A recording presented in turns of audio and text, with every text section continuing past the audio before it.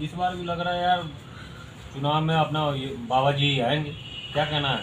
बिल्कुल बिल्कुल बाबा जी आएंगे, पूरी बहुमत से आएंगे। और अपने छोटी चोर भैया ये भी आएंगे और अच्छा, ये भी आएंगे, दोनों आएंगे।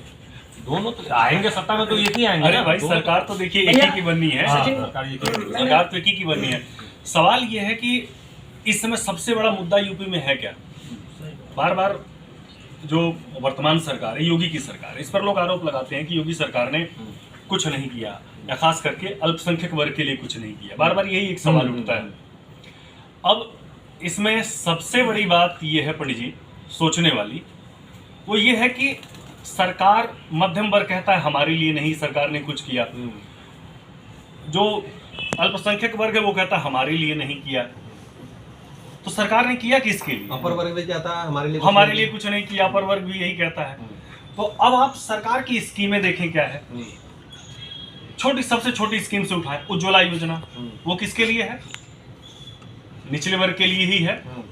उन्हीं को उज्ज्वला योजना का लाभ मिल रहा है। उज्ज्वला योजना जिसमें क्या गैस सिलेंडर वगैरह जिसमें दे रहे हैं। अब आइए दूसरी योजना में आवास किसको मिल रहा है? जो निचले वर्ग के ही लोग हैं, गरीबों को ही मिल रहा है। हम आप जैसे मिडिल क्लास के लोगों को तो सवाल ही नहीं उठता कि सरकार कुछ दे।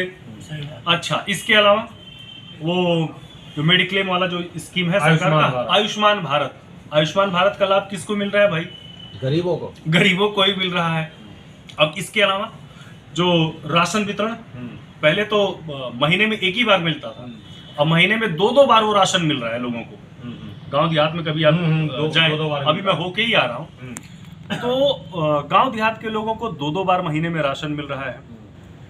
500 रुपया महिलाओं को अलग हर महीने मिल रहा है जनधन खाता में हर महीने 500 रुपए आ जा रहे हैं। किसानों को घर बैठे 2000 रुपए खट से उनके अकाउंट में आ जा रहे हैं। तो जो लोग ये आरोप लगाते हैं, बड़ा निष्पक्ष और तटस्थ होके जब आप इसके बारे में इसके बारे में सोचेंगे, तो आप देखेंगे कि जो योजनाएं हैं, मिडिल क्लास लोग कहते हैं ना कि बीजेपी जो है मिडिल क्लास वाले लोगों की पार्टी है या बनियों की पार्टी है, बड़ों की पार्टी है।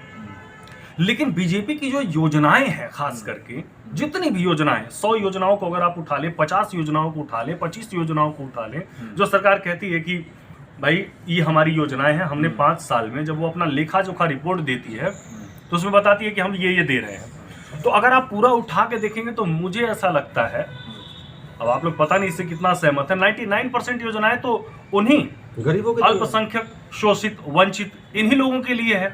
फिर लोग कहते हैं कि बीजेपी जो है भेदभाव करती है। आरोप जो विपक्ष का है मुख्य तौर पे यही है ना। लेकिन हम देखिए, जब यूपी की बात करते हैं तो यूपी की सबसे बड़ी बात क्या है? यूपी में जातिवाद, आप माने या ना माने, जातिवाद ब्लड में है, डीएनए में है। ये नहीं मिट सकता। आप कितना भी काम कर लें, ये चीजें तो कतई नहीं हट सकती हैं। इसमें कहीं कोई डाउट बट किसी को होना नहीं चाहिए। दूसरी बात, एक आरोप और लगता है, जैसे अखिलेश पे एक आरोप लगता था कि जातिवाद करते हैं, या सुश्री मायावती जी पर यह आरोप लगता था अपने जमाने में जब उनकी सरकारें थी। 3 बार वो भी सूबे की सीएम रही हैं। यह आरोप लगता था, 4 बार रही हैं, माफ करिएगा, 4 बार रही। तो यह आरोप उन पर भी लगता था कि वो जातिवाद करती हैं। लेकिन आप ये देखिए, सबसे मजे की चीज मायावती जी से ही उठाइए आप। मायावती जी जब सीएम बनी, तब तक वो सीएम नहीं बनी जब तक वो जातिवाद को लेकर ही सिर्फ आगे बढ़ती थी। सीएम कब बनी वो? जब सबको मिला के चली, सबका समर्थन मिला तो वो सीएम बन गई। अखिलेश यादव को उठा लीजिए, माननीय मुलायम सिंह यादव जी को उठा लीजिए आप, तब तक वो सीएम नहीं बने जब सिर्फ एक जातिवाद का, किसी जाति का नाम लेना उचित नहीं है, लेकिन जब तक वो जातिवाद का नाम लेके झंडा हिलाते रहे, जब तक सरकार नहीं बनी। जब वो सर्व जन संभाव की भावना से जब आगे बढ़े हैं, सबको लेकर साथ में बढ़े हैं, तभी जाके उनकी सरकार बनी। अब वर्तमान की बात कर ले, योगी आदित्यनाथ जी पर बड़ा आरोप लगता है कि जैसे अखिलेश के राज में चपरासी से लेकर मुख्य सचिव तक जो होता था वो एक विशेष वर्ग का ही होता था। ये आरोप लगता आया है। और वैसे ही जब अब योगी सरकार पर यह आरोप लगता है कि योगी जी एक वर्ग विशेष को लेकर लगातार उन पर विपक्ष हमले कर रहा है।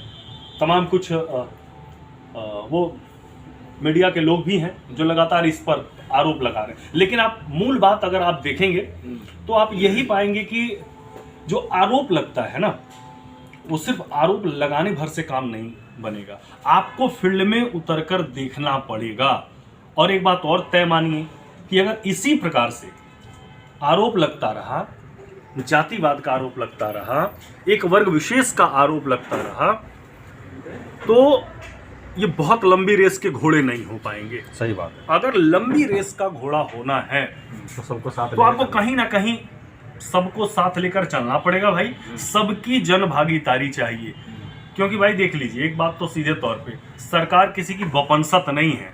आज मेरी बारी है तो कल आपकी बारी हो सकती है, ठीक है ना। क्योंकि 5 साल बाद ये जनता बड़ी समझदार है। ये नहीं है कि आज सरकारी नौकरी की तरह बाबू बन गया तो अब 60 साल के बाद ही रिटायर होंगे, पेंशन लेके रिटायर होंगे, ऐसा कुछ नहीं है इसमें। 5 साल के लिए आप हैं, अच्छा करेंगे तो आगे बढ़ेंगे, नहीं तो फिर अगला तैयार बैठा। बिल्कुल बिल्कुल बिल्कुल। अब देखिए बड़ा दिलचस्प होगा चुनाव, बिल्कुल बड़ा दिलचस्प होगा।